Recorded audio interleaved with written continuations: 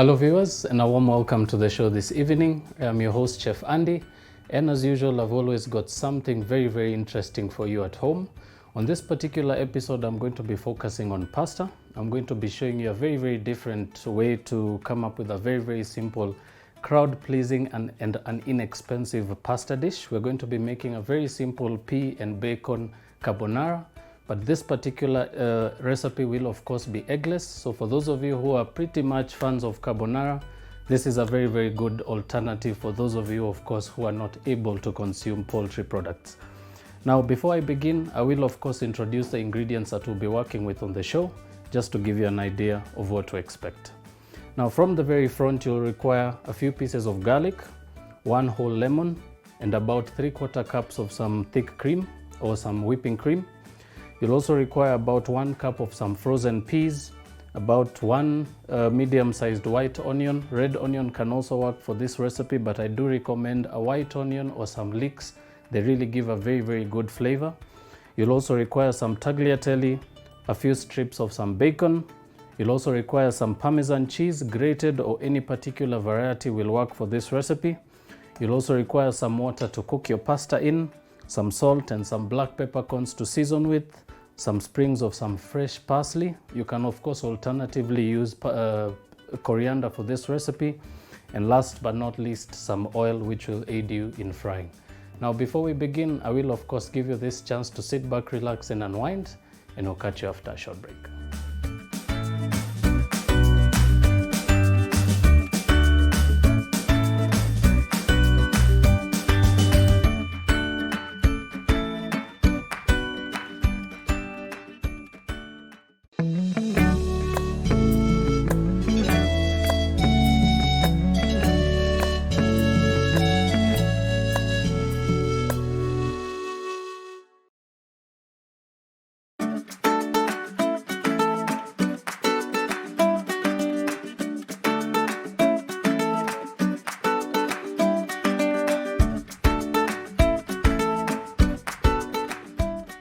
Welcome back viewers. Thank you once again for tuning in to our show this evening. Now before I begin, of course for some of you who've just tuned in, we've pretty much begun by introducing the ingredients before us, and we're going to start off this process very simply. Very important to mention, I'm going to be working with bacon for this recipe. Of course, very important that I also remind you, I always try and make sure that some of the ingredients that I use are pretty much easier for some of you to afford and easier for you to be able to access. Now for this particular recipe, I have given it a bit of a twist. I'm of course going to be using cream in place of eggs, which is of course the original carbonara recipe. And of course in place of pancetta, which is of course a more highly priced product, I will of course be working with bacon, which is of course easier to afford, easier to find, and of course much easier to access for most of you. Now for those of you of course who are Muslim, remember this recipe can also work for you. There is of course some beef bacon that is also available in the market at the moment. So if you can also be able to find that, it will of course work just the same. Now before we begin, very important that we start with the ingredients that we're going to be preparing first. So very important that we begin with our pasta. Now to start this off, very simply, we'll begin by boiling the pasta. So I'll begin by adding some water into a pot, and we'll begin by allowing this to heat up on the side. So I'm just going to allow that to continue to heat up on the side undisturbed. And of course, very important, before you add your pasta in, small dash of some olive oil, and very importantly some salt, just to give it a bit of a flavor. And all you need to do now is allow your water to come to the boil. Now as we do so, we're also going to proceed to cook our peas. Now I'm using frozen peas. You can of course be able to use fresh ones if they're available to you. On most occasions I find myself getting my peas fresh. Parboil them. You can actually parboil them for a very short time, cool them in some cold running water, maybe under the sink or under the tap, and you can actually be able to freeze them and keep them fresher for longer. So into a separate pan, I'm going to add the peas, and to that add a bit of water. Of course, about double the quantity of water to your peas always works best. And all you need to do now is allow those to continue to cook until they're nicely softened up. And while we do so, very important that you also proceed to prepare the rest of your ingredients. So to start us off, I'm going to begin by finely chopping up some white onion. Now, as I had mentioned, very importantly, on most occasions you may find that white onions are not available to you, but you can of course be able to find leeks and such other onions like spring onions. They also work very nicely for this particular dish. But remember, if you of course don't have any of the two available to you, you can of course use a regular red onion. It will of course give a much sharper oniony flavor, but it will of course still complement the dish just the same. So to begin the process, begin by chopping finely one white onion.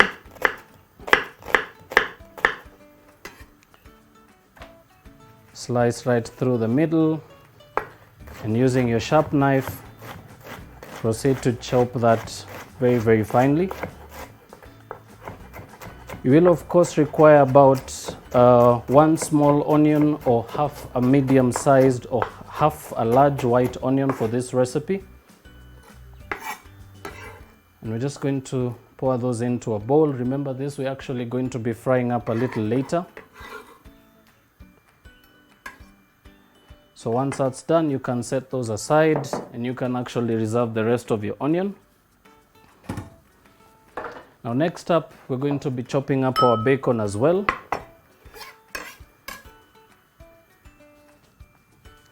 Now using a sharp knife, we'll begin by chopping up our bacon as finely as possible, but due to the fact that the water is already boiled, I'm just going to throw our pasta in at this stage.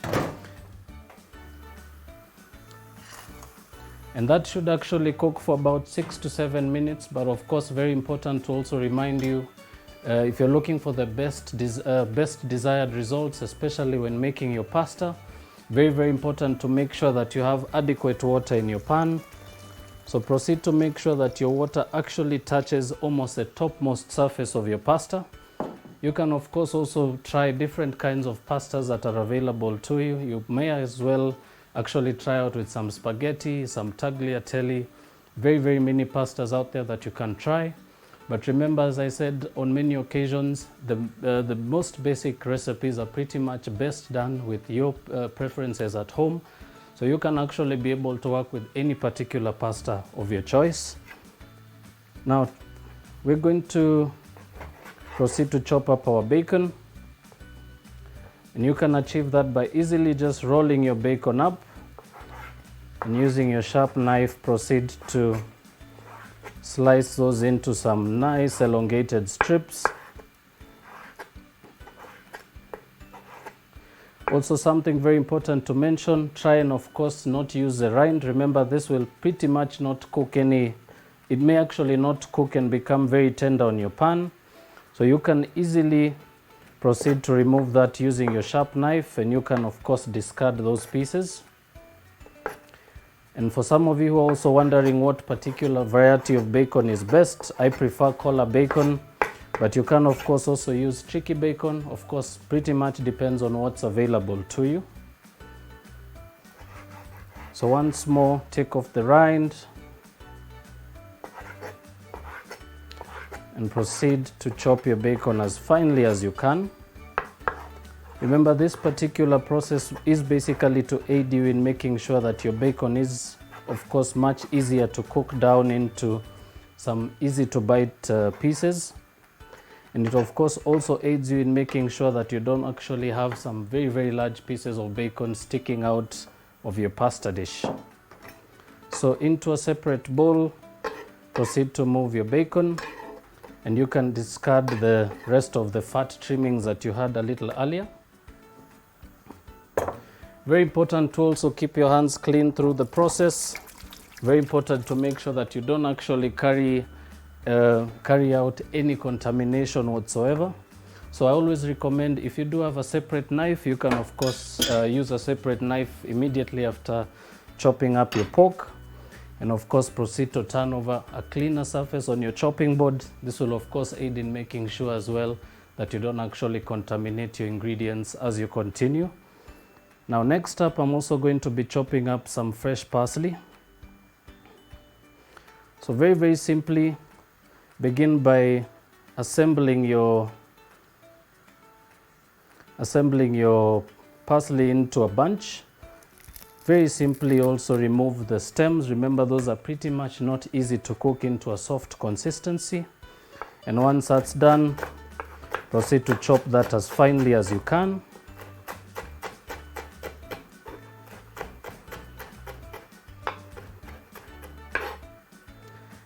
Right, so once that's done, we're pretty much left to continue with the process of making the rest of our ingredients or combining the rest of our ingredients in a separate pan. But before we get there, very important to make sure that your pasta is of course cooked at this stage. You can of course also be able to cook your pasta way in advance and proceed to finish off the dish a little later in your process, maybe closest to dinner time.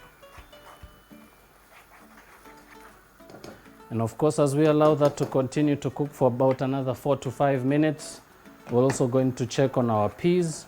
Very important to make sure that those also cook nice and soft, but of course very important to mention, try to not overcook your peas. Remember, you do want that bit of a crunch, and very important to also remind you the best quality out of vegetables, especially when preparing them in this way, try not to overcook them. This way you can actually preserve more nutrient in the mixture.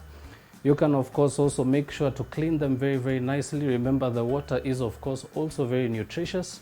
So you can actually be able to cook this and of course also use the same amount of water to aid you in cooking through the rest of the process. But before we get there, I will of course take this chance to give you a break, and when we do come back, I will of course take you through the process of finishing off this very simple dish, and I'm also going to show you how to combine this very simple carbonara sauce. So please don't touch that dial. We'll see you in a little bit.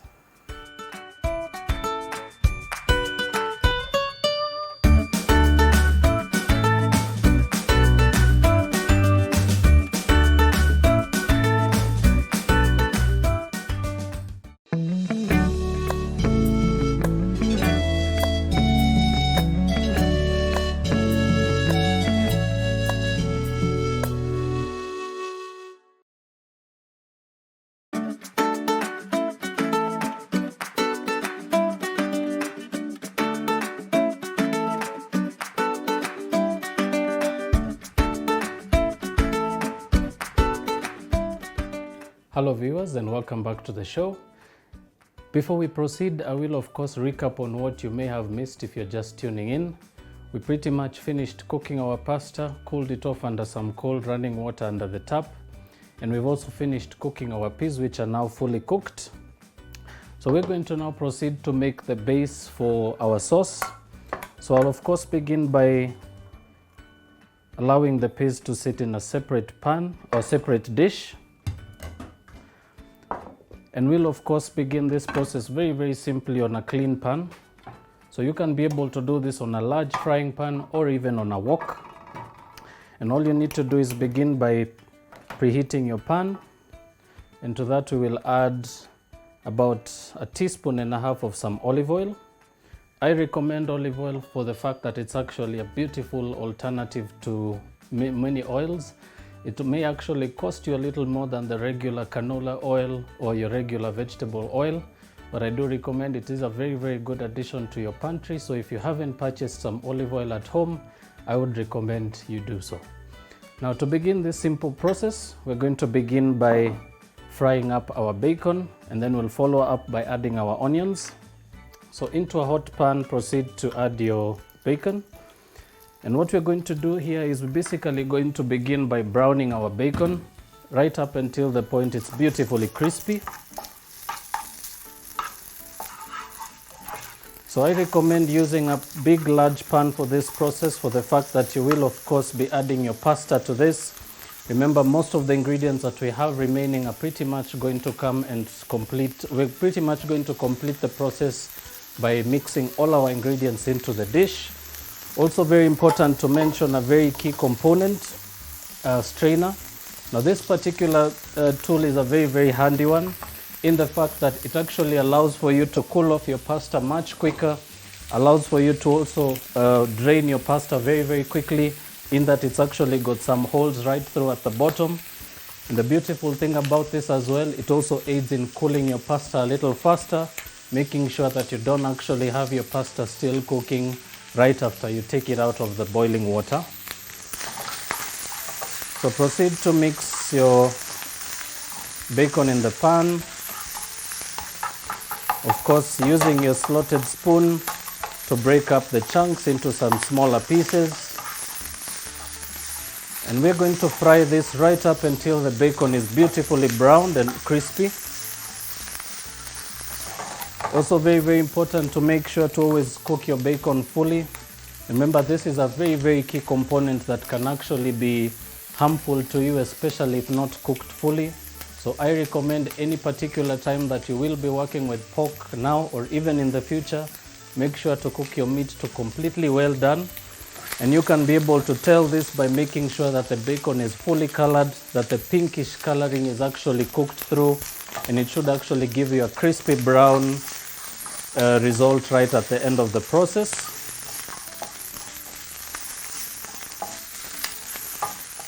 So continue to fry that in your pan.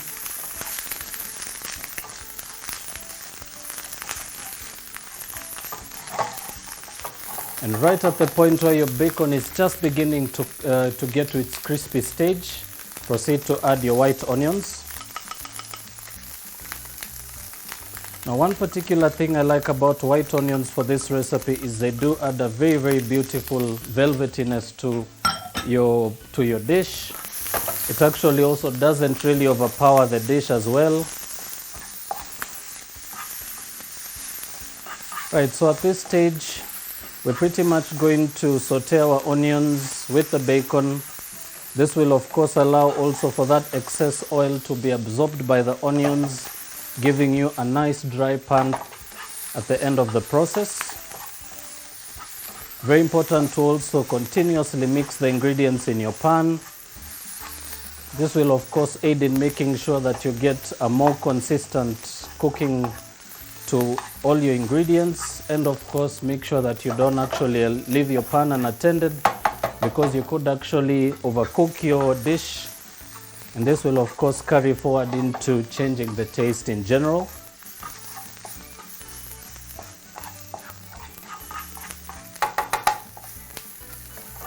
Right, now once your onions are beautifully translucent, we'll proceed to add our peas. And all we need to do now is toss that through, just giving the peas just a bit of time to combine in flavor. And as we do so, we're also going to be mincing in a bit of some garlic. So I'm using a garlic press for this recipe. You can of course chop your garlic very finely and proceed to add this to your pan. So this is a very, very simple tool. You basically add your garlic right in there. And once you give it a nice firm press, this will allow for your garlic to come through very, very simply rather. So we're going to add the last bit of our garlic and press that through as well, using a spoon to clean out the front bit of your garlic press. Proceed to toss your ingredients once more.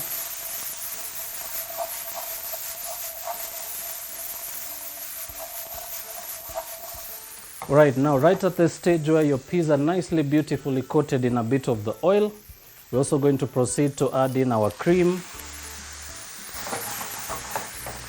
And very, very importantly, try and maintain your heat at a low temperature. This is of course to make sure that you don't actually over reduce your cream. And another very, very simple point I could add, in the same glass that you will have your cream, proceed to add a little bit of water and use that to rinse up your glass. And proceed to add that into your pan. Now, one particular beautiful thing I've learned over the period that I've been making this same dish, very important to make sure that your cream doesn't reduce too quickly. And by adding a little bit of water, this will of course also cool down your pan, allowing for you to really maintain the consistency and the temperature of your cream. And once done, very, very simply, we'll proceed to add our pasta. Now, as I mentioned, very important that you make sure that you have adequate sauce in your pot or in your pan, just to be able to make sure that you can actually coat all of your pasta. And all you need to do at this stage is proceed to mix that through, making sure, of course, that your pasta is fully coated in your mixture.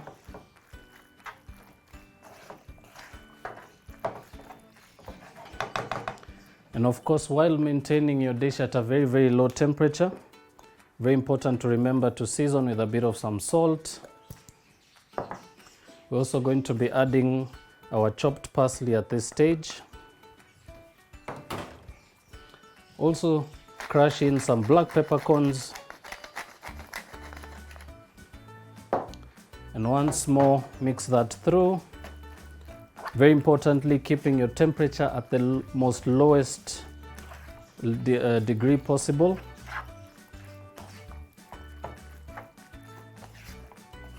And of course, using your spoon, make sure to incorporate all of the sauce that is also at the sides of your pan.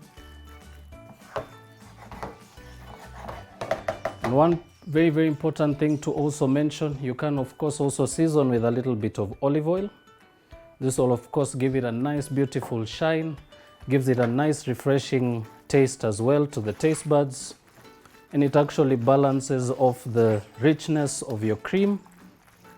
But also one very, very key component that I could recommend, you can also add or squeeze in about the juice of about half a lemon.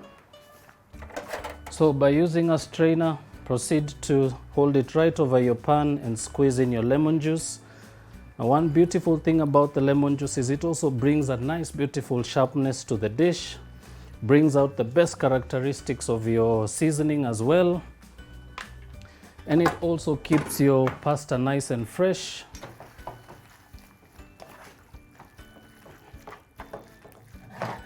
Now, simple as that. Now proceed to turn off your heat completely. And now, of course, before we finish that off, I'm also going to be adding to that a bit of some cheese. So I'm just going to use my grater attachment to slice in some pieces of some Parmesan cheese. Be sure to mix that through while your pasta is still hot. This is of course to aid in helping you to melt the cheese a little faster. You can of course also add this a little earlier, especially at the point when your cream gets into the pan. That should give it quite enough time for the cheese to melt into your dish. And all that's left to do now is proceed to serve your dish. Right, so simple as that. Once done, all you need to do is onto a pasta plate or any particular plate of your choice. Proceed to lift your pasta very, very gently, allowing the excess pasta to drop off completely, and proceed to pour your pasta into your plate of choice, making sure of course to incorporate every bit of your mixture, making sure that you do have a bit of some bacon in there, a bit of the peas.